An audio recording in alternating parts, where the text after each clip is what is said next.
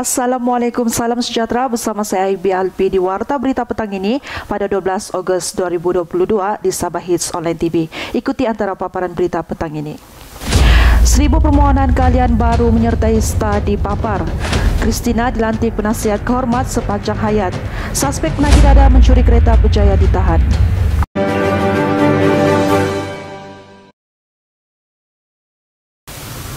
Parti Solidariti Tanah Air Kusta telah menerima 1000 permohonan kalian baru yang merangkumi beberapa bekas pemimpin dan ahli parti pembangkang.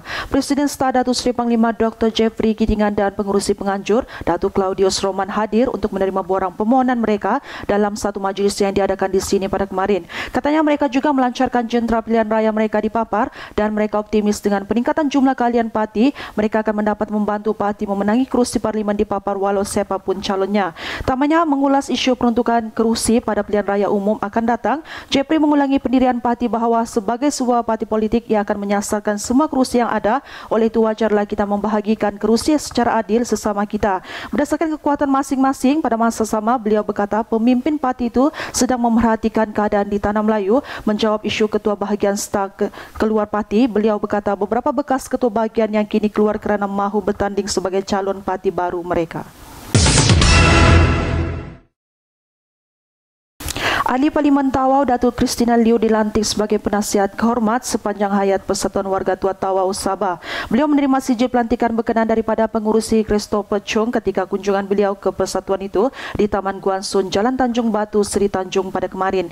Katanya beliau dengan gembira menerima pelantikan itu. Beliau juga menyumbangkan 2,000 kepada pertubuhan itu agar para jawatan kuasa dan ahlinya dapat melaksanakan pelbagai aktiviti. Beliau menggalakkan para warga MAS tampil ke hadapan untuk memohon keahlian persatuan tersebut.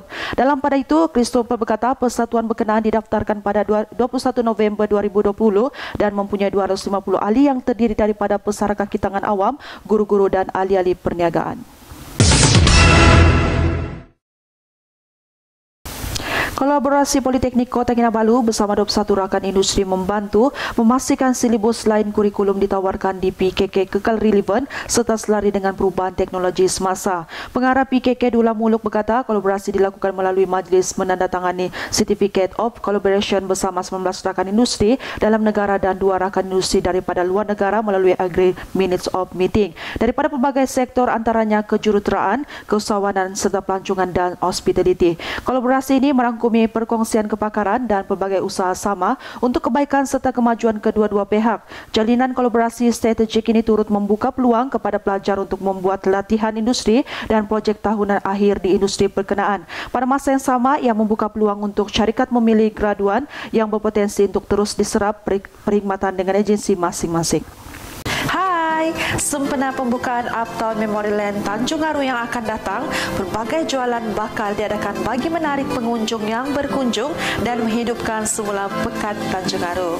Pelbagai jualan yang akan bertapak di sana seperti jualan kuih-muih tempatan, jualan pelbagai jenis air, jualan bermacam-macam lauk, jualan buah-buah tempatan, jualan sayur-sayuran, jualan barangan dapur, jualan bandel, jualan jeruk buah, jualan pelbagai jenis kek, jualan craft tangan, jualan bev station dan persembahan basker dan entertainment. Kepada kamu yang berminat mahu serta sama berjual di sana, kamu boleh merujuk terus ke pejabat UPPM Tanjung Aru Plaza. Bertemu kembali. Pergerakan Pemuda dan Wanita PBS bahagian N14 Tamparuli telah menganjurkan program taklimat peningkatan ekonomi melalui koperasi baru-baru ini.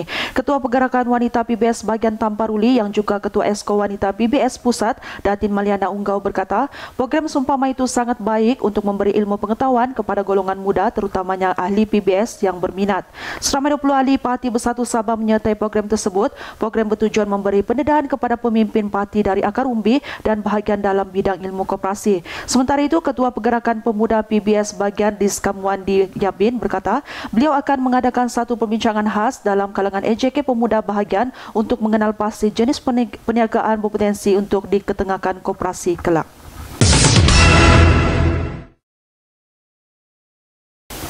Pusat pelancongan di daerah ini terus menjadi tumpuan pengunjung dari dalam dan luar negeri sejak negara beralih ke fase endemi COVID-19.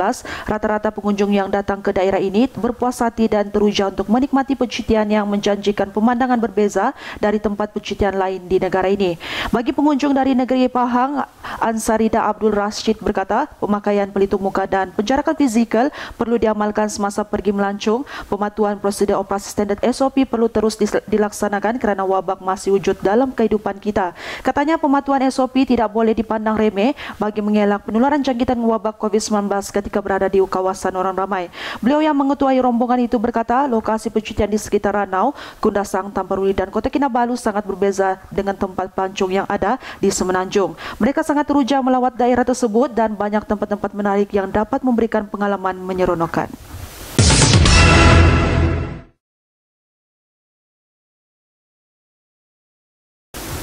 Kerjasama Polis Diraja Malaysia dan Majlis Tindakan Pengguna Negara Sabah mampu menjaga hak asasi pengguna, khususnya melibatkan kes-kes penipuan yang semakin meningkat. Kevin Lu semasa mengetuai rombongan kunjungan hormat kepada Ketua Polis Daerah Kota Kinabalu, Assistant Commissioner Muhammad Zaidi Abdullah berkata, kerjasama ini juga mampu meningkatkan kesedaran dan kepekaan orang awam tentang program yang dianjurkan oleh MTPN. MTPN mempunyai peranan penting dalam menyalurkan informasi tentang hak-hak dan tanggungjawab sebagai seorang pengguna yang berhema kepada orang awam. Dua tunjang utama yang dilaksanakan MTPN adalah penerimaan dan pengendalian aduan dan program aktiviti berkaitan dengan kepenggunaan termasuklah kempen ekspos serta karnival. Tanya semasa penerangan perihal MTPN kepada pihak polis. Sementara itu, Zaidi yang menyambut baik kedatangan MTPN berkata pihaknya bersurat bersama-sama MTPN untuk memperkenalkan pelaksana program-program PDRM seperti Goal to Safety Point, Volunteer Smartphone Petro dan Amanita kepada masyarakat dengan lebih berkesan. Berbagai pihak terus memarakan sambutan bulan kebangsaan dengan beraneka aktiviti termasuklah mengibarkan bendera jalur gemilang dan bendera Sabah di UMS. Ia dimeriahkan dengan pemasangan bendera kemegahan negara dan kebanggaan bumi di bawah bayu di sekitar jalan-jalan utama seperti Jalan Perdana Puncak Ilmu, Jalan Samudra dan Jalan Kansler. Malah pihak pengurusan tertinggi UMS turut mengadakan agihan bendera kepada warga kaki tangannya dalam satu acara yang berlangsung di pintu utama Universiti. Agihan tersebut yang disempurnakan pengurusi lembaga pengarah UMS, Datuk Sri Abdul Rahman Dahlan turut dihadiri pegawai-pegawai utama dan kanan universiti. Bagi pejabat kanseleri, sambutan disemarakan dengan mengadakan larian mengelilingi kampus sambil mengibarkan bendera Malaysia. Ia bukan saja sebagai satu usaha menanam semangat kecintaan yang tinggi terhadap tanah air, tetapi pada masa sama menggalakkan amalan gaya hidup sehat dalam kalangan staf dan mengeratkan lagi hubungan silaturahim sesama kaki tangan dan mampu mengurangkan stres selepas harian bekerja, kata Ketua Pejabat Kanselir Stella alias Nurul Maritini Gontor. Ibu Pejabat Polis Daerah Kota Merudu melaksanakan penugasan cemerlang selepas berjamanan penjenayah yang melarikan sebuah kenderaan pacuan 4 roda. Ketua Polis Daerah Kota Merudu, Superintendent Zairul Nizal Ishak berkata, suspek berjaya ditahan dalam tempoh kurang daripada 24 jam selepas kejadian pada Selasa lalu. Maklumat awal kejadian dikesan apabila pemilik kenderaan membuat laporan polis di IPD Kota Merudu berkenaan kenderaan jenis pacuan 4 roda miliknya hilang semasa diletakkan di halaman rumahnya pada jam 10.36 pagi 9 Ogos lalu. Bertindak dengan laporan siasatan ops, kesan segera dilancarkan bagi mengesan suspek. Kenderaan terbabit berjaya dikesan pada jam 11.30 pagi 10 Ogos. Hasil maklumat diterima daripada orang awam yang memaklumkan terdapat kenderaan terbabas di tepi jalan Kampung Timbang Batu. Pihak polis turut menahan seorang suspek berumur 39 tahun selain merampas kembali kenderaan mangsa yang digunakannya. Ujian saringan air kencing yang dijalankan terhadap suspek turut menunjukkan suspek positif darah jenis methamphetamine. Hasil siasatan yang dijalankan mendapati suspek mengaku mencuri kenderaan tersebut dan siasatan lanjut juga mendedahkan suspek mempunyai rekod jenayah lampau mengikut kesalahan Seksyen 15-1-E Akta Dada Berbahaya 1952 di Putrajaya.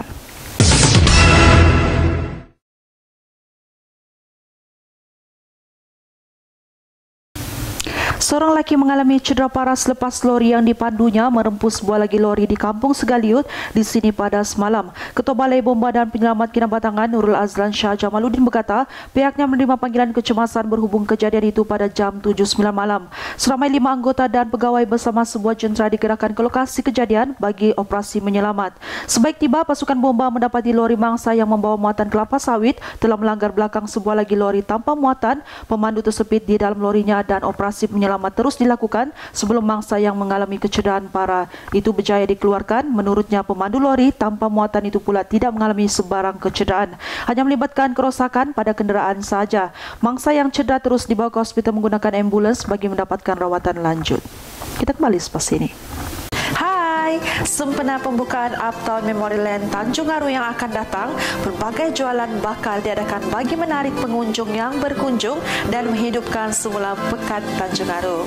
Pelbagai jualan yang akan bertapak di sana seperti jualan kuih-muih tempatan, jualan pelbagai jenis air, jualan bermacam-macam lauk, jualan buah-buah tempatan, jualan sayur-sayuran, jualan barangan dapur, jualan bandel, jualan jeruk buah, jualan pelbagai jenis kek, jualan kerap tangan, jualan bev station, dan persembahan basker dan entertainment. Kepada kamu yang berminat, mahu serta sama berjual di sana, kamu boleh merujuk terus ke pejabat UPPM Tanjung Aru Plaza. Agensi Penguatkuasaan Maritim Malaysia menahan 2 buah bot nelayan tempatan yang menggunakan hikmat kru warga negara asing tanpa dokumen pengenalan diri yang sah. Pengarah Maritim Sabah dan Labuan Laksmana Pertama Maritim Datuk Muhammad Rosli Abdullah berkata, kedua-dua bot ditahan di 2 kedudukan berbeza sekitar perairan Pulau Magalum kemarin. Semasa pasukan Maritim Malaysia menjalankan operasi rondaan, bot pertama ditahan kira-kira jam 8.50 pagi di kedudukan sekitar 8.4 Batu Nautika, Tenggara Pulau Magalum. Hasil pemeriksaan terhadap tekong beserta kru mendapati 4 kru warga Indonesia berumur 23 hingga 42 tahun serta 2 orang kru etnik bajau laut anggaran umur 17 hingga 25 gagal mengemukakan dokumen pengenalan diri yang sah semasa diperiksa, katanya dalam satu kenyataan semalam. Sekian saya berita untuk petang ini. Terima kasih kerana sentiasa bersama kami di Sabah Hits Online TV. Salam Jumaat, salam penguluk segala hari. Saya IB Sabah Hits Online TV.